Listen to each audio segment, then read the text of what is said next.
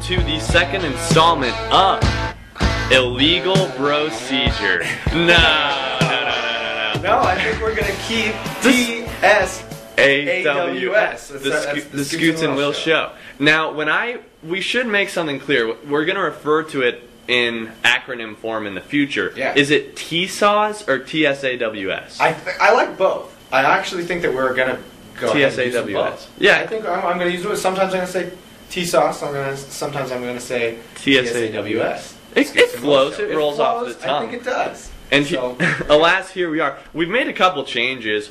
We're going to make our shows more succinct. Yeah. No more than half an hour, so it's not a big deal for our listeners to tune in. We ran too long last time. We really did. I mean, it was the first show. We got a lot to learn from. And now we're ready, back better than ever. This will be the best Scoots and Will show ever. Of all time. And Will, 1 hour from now, or 1 day from now, 24 hours from now, I will be sitting in front of the TV, probably a beer crack, because college football starts. Officially starts. And this is the college football preview show for the Scoots and Will show. Before we get deep into our breakdown, conferences, Heisman winners, things like that, there was a big occurrence today in the college football and college sports world. The Big Ten announced its divisions. Yep. And in the Big Ten West, is that what they're going to call it? I don't even know. They haven't decided, I don't think, but it's more Western schools. You've got Nebraska, Michigan, Michigan State, Northwestern, Ohio State. No, Minnesota, and Iowa. So Nebraska, both the Michigans, Minnesota, Iowa, Northwestern. That's the 6. So Nebraska gets split up. The newly installed Nebraska into the Big Ten gets split up from both Penn State and Ohio State. But gets Michigan. In the other division, Penn State and Ohio State, Illinois, Indiana, Purdue, and Wisconsin. Now, the way it's set up, each division school will have a lock where every year they play one school in football from the opposite division no matter what. Nebraska drew Penn State. Rough one. Michigan got Ohio State. Is that unfair, Will, that Nebraska has to play Penn State every year, whereas a school like Iowa is not drawing Ohio State or Penn State? They're getting one of the other 4 weaker schools in that Big Ten East. Yeah, I don't really understand it. And maybe you'll be able to explain the reasoning behind it, but how it worked in the Big 12 before it broke up was you didn't ever have, besides maybe a couple cases, you didn't have lock cross division. Well, you never did. Teams. And you never did in the Big 12. And that's part of the problem Nebraska had with it, and Oklahoma as well, because Nebraska-Oklahoma, one of the greatest traditions in all of college football, one of the greatest rivalries, rather, that was ended, and Nebraska and Oklahoma only got to play, every 2 years. So that was a great rivalry broken up by the league. And the Big Ten wanted to preserve its rivalries. Nebraska and Penn State, I don't know. I mean, there are a few classic games. 1983 comes to mind, but not a huge rivalry between Nebraska and Penn State. Wisconsin makes more sense to me. Yeah, I think you're right. But the bottom line is I think that the Big Ten was thinking of the fact that Ohio State used to have to play Penn State, Michigan, all their rivals and all of the big teams every single year. And I think they wanted to lock in so that there wasn't easy schedules, so that Nebraska or Iowa would never get a schedule without some of the big name teams in that conference. Yeah, more on the Big Ten to come up next segment as we preview our conference breakdowns, pick our conference champions, maybe even a couple Big Ten players will creep into our Heisman watch list. But right now, the team that's headed to the Big Ten next year, and Will, this leaves us about 4.5 minutes to talk about the Huskers. We got to cram this one in there. Nebraska getting ready to start their season against Western Kentucky on Saturday. Nebraska brings in, or Western Kentucky rather, brings in a very, very good 0-12 team from last year. But they returned 17 starters from a team that couldn't win a game. Right. So it's probably gonna be kind of a preseason game for the Huskers, like most first game series are with big names like KU.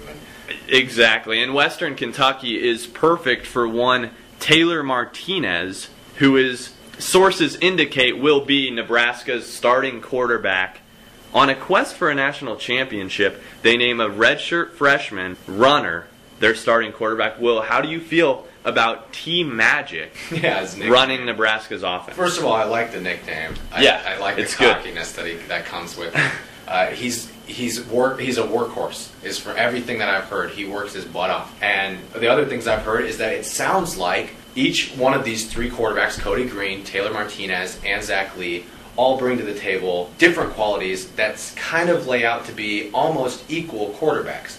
Zach Lee's got the offense down. Cody's got some of the management that he's worked on. And Taylor is apparently just a playmaker. So they all bring something else to the table. What I think that they're going with Taylor for is because he's young, he can be developed, and his playmaking ability is just too hard to keep him off the field. Well, and one thing that appeals to me about Taylor Martinez running Nebraska's offense is the fact that this is a guy that was named Los Angeles Times Player of the Year in Los Angeles. Now, that award has gone to guys like Reggie Bush in years past, so that's a huge award.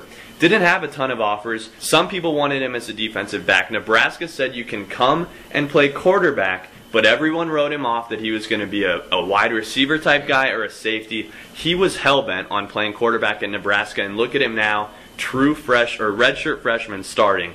That matches Bo Pelini's philosophy.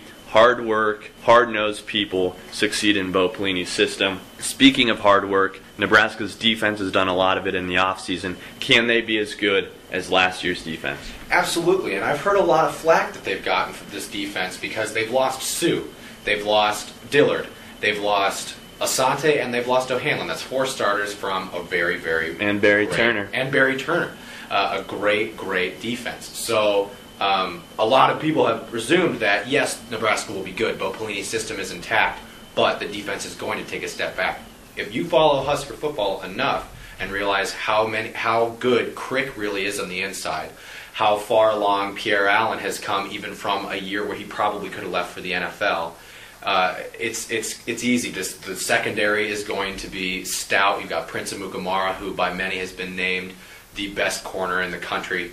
They're going to be stout. They're going to be back. They might, according to the Plinis, even be better than last year. Yeah, and you know, coach speak is coach speak. That may have been a motivational tactic when Bo Pelini came out and said the defense would be 5 times better this year than last year. I'll say something about Jared Crick that jumps out to me from Tuesday's press conference with Bo and Carl. A lot of people will say and have said that Jared Crick succeeded because Sue drew double teams and Crick had one-on-one every play.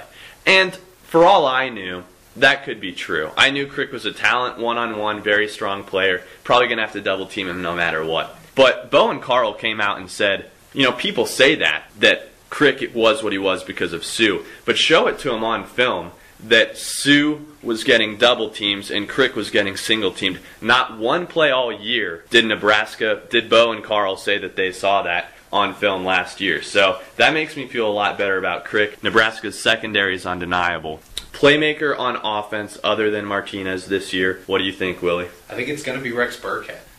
You can say Niles Paul, and I think he's going to be a playmaker both in special teams and on the field. But Rex Burkhead showed me enough in his freshman year that if he makes a good stride sophomore year, and the fact that I think Bo really wants to pound the ball, his philosophy is hard-nosed football, I think we'll see a lot of backfield, and I think Rex might explode this year. All right, Husker haters, coming up after the break, you don't have to listen to any more Nebraska.